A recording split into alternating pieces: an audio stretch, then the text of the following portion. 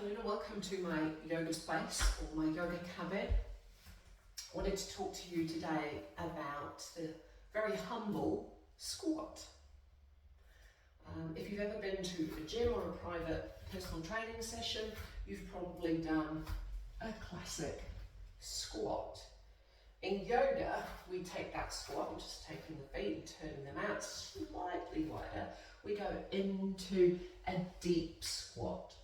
Now, not only is this really good for the ankle, the knee and the hip joint, but really good for our core and your internal organs. But we should be practicing squats daily.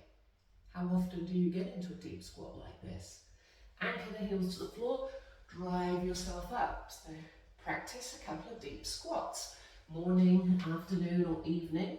When you're in there, you can challenge yourself to stay for a little longer. Take a couple of rounds of breath. Give yourself time to breathe in and breathe out. And again, driving through the heels and rising up.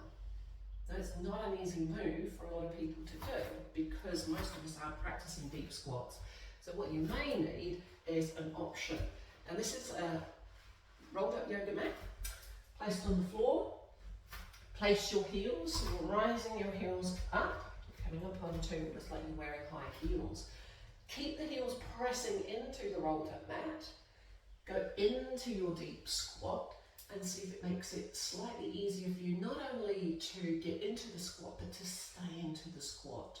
So I've always got my elbows, you can see, just slightly on the inside of the legs here.